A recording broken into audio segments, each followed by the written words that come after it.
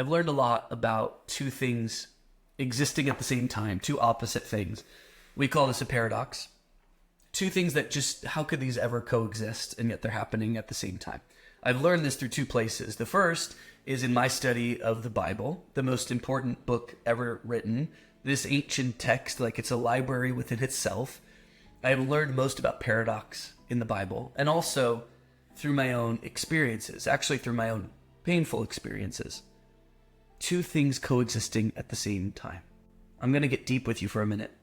When my son was diagnosed with a rare eye disease at the age of 2, how could it be possible that we are rolling him into the operating room, grieving, crying, worried, confused, uncertain, and at the same time feel immense peace and feel joy knowing there's a community of people praying for us? How could I be there for my wife as she's crying over our son and feel immense peace and calm knowing God was going to take care of us? How could those two things exist at the same time? I always feel like it needs to be one or the other. How could recently we lose a family friend unexpectedly, shocking our entire world?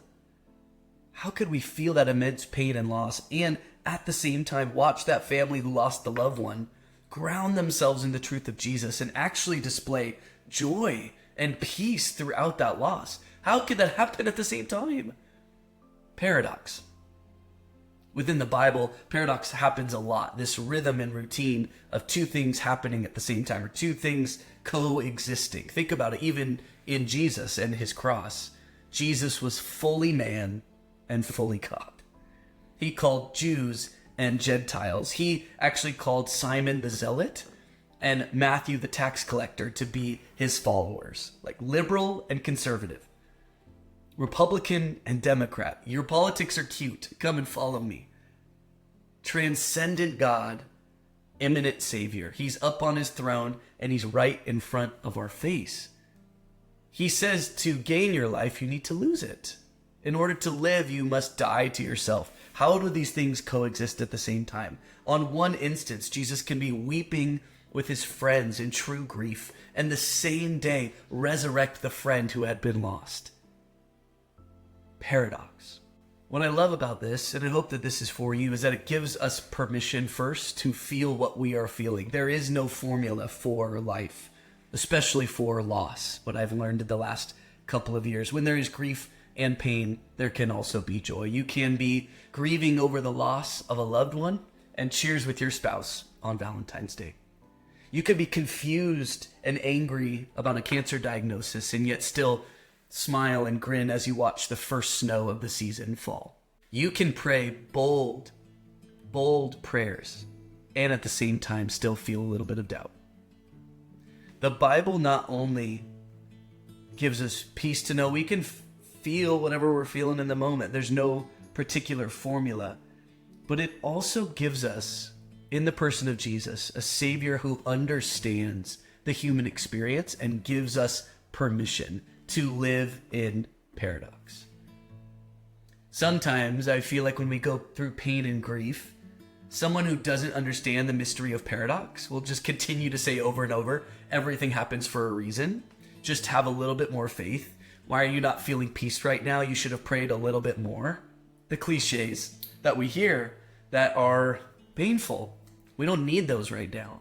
Maybe there's truth threaded throughout, but it doesn't land. It's all about timing. And Jesus and the Bible and experience give us permission to say you can live in paradox.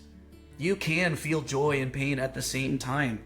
And there's some mystery there, but God gives you permission to rest and sit with your feelings, to not be forced into the next one, to not say today and only today I'm feeling pain and tomorrow I need to move into joy.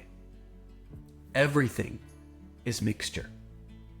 I hope that encourages you today. If you're going through pain and grief and loss, or maybe an amazing season of joy, or you want to learn how to be a really good friend and be there for someone who's navigating something difficult, remember this theme in the Bible of paradox, of two things coexisting. There doesn't always need to be a perfect formula or answer to everything, but God in his grace gave us Jesus to show us that you can weep with your friends and celebrate resurrection that's coming.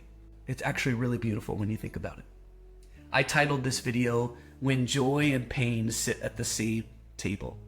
I think that's a really true image. I think for me, I think of a hospital bed in a meadow, or a table with a bottle full of tears and also a plate full of food. God in the flesh, weeping with us, celebrating with us, and saying, are any of you worried?